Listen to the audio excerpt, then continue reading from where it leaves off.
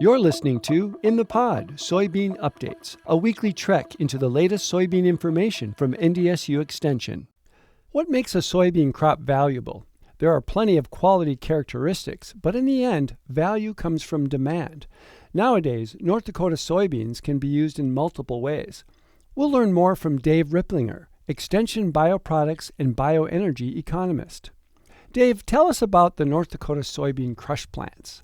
Yeah, absolutely. So North Dakota is the home of two new soybean crush plants. One came on last year, one the year before that. It's a new in-state destination for the soybeans that we've been growing. A great opportunity, a great way to increase the price, the local basis of North Dakota soybeans. How do these plants impact the soybean growers? It provides that local buyer, a very large local buyer for these soybeans. And that is different than how it used to be, which was export for the most part. So North Dakota soybean growers have a local buyer, a stronger basis, so a relatively higher price. They also have the availability of feed in the local market. And they also have, as a side, something for their hired men to do in the winter, which is drive soybeans to the crush plant. For a farmer, soybeans in general have been a very beneficial crop in terms of income, working in rotation and the like. This only solidifies that place for soybeans in the state.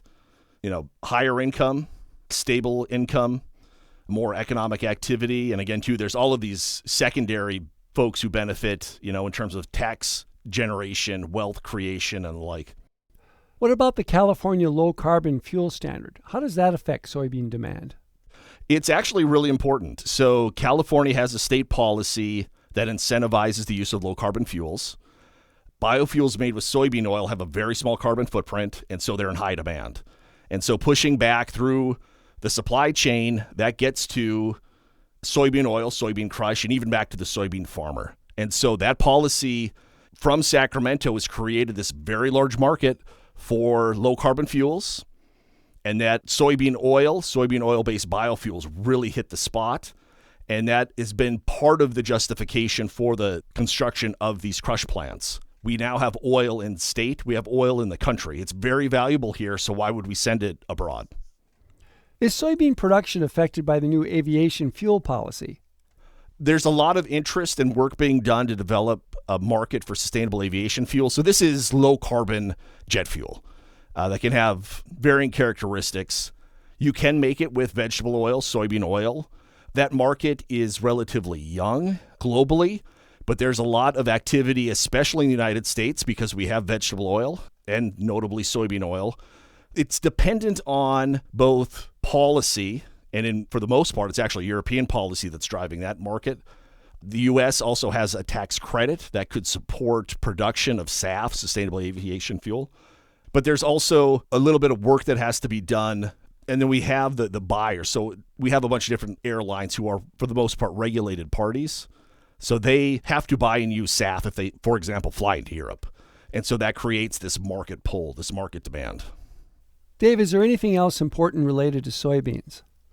We're at a really interesting time for a lot of crops. Soybeans and soybean oil and soybean meal are a really important part of North Dakota agriculture, global agriculture. Probably the most interesting thing in all of this, for decades, it was the price of the soybean meal, which is essentially protein, vegetable protein that we'd feed to animals to create animal protein. That's been the driver of the soybean market. And more recently, it's now soybean oil. And even though it's only about 20% of the seed, that 20% is now disproportionately valuable. And so that's leading to all of these changes and will keep soybeans, in rotation in North Dakota, paired on top of all of those other benefits that we've seen for the rest of the time. I mean, it's worked out really, really well. Yeah, so it's not dependent on China exports. People still need meal, and now we really value oil. We already had a good place for it, and now it's even better. Thanks, Dave. Our guest has been Dave Ripplinger, Extension Bioproducts and Bioenergy Economist. You're listening to In the Pod Soybean Updates, a weekly trek into the latest soybean information from NDSU Extension.